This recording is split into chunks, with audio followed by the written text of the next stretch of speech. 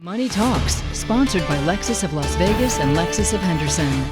Well, as we navigate the coronavirus outbreak, a new survey shows our biggest worry is our finances. Local financial professional Brad Zucker from Save Money Advisors joins us now to answer your important money questions. So, of course, this is the important question right now, is how are we going to navigate throughout all of these coronavirus finance concerns? Yeah, it's a great question. The markets hit their all-time highs this February, followed by historic drops of 20 to as much as 30% with the S&P 500.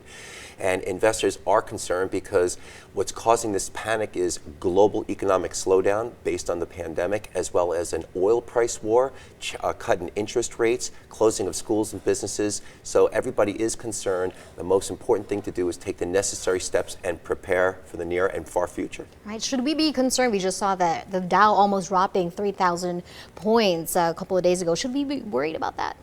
Well, emotions unfortunately drive investor decisions, and when the market declined, many people panicked. Some reacted by selling. That's the opposite of effective market timing. You want to buy low and sell high. This is not the time to sell. So for younger investors, this is your moment to either stay the course or your wealth is created now by putting more money in. But if you're in or near retirement, you cannot afford to take on big hits or take big losses because you can't replace your losses now. You don't collect paychecks. So it's important to have a plan B. Right. And so for people who do not unfortunately have a paycheck right now, how can they survive, and can they survive this? That's a great question, because if you think you're about to get laid off or lose your job, you better start saving money on the side for emergencies.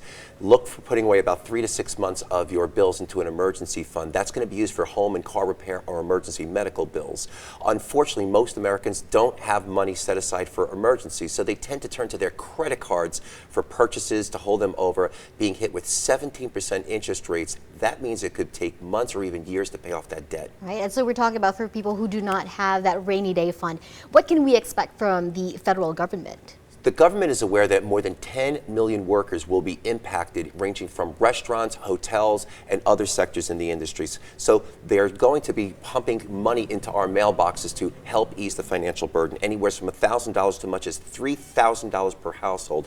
Additionally, the government is working on some proposals to help small businesses, airlines, as well as other sectors affected by the pandemic. All right, thank you so much, Brad. My Really pleasure. appreciate it. Of course, we'll post all of this for you at ktnv.com, and we'll be right back after this break.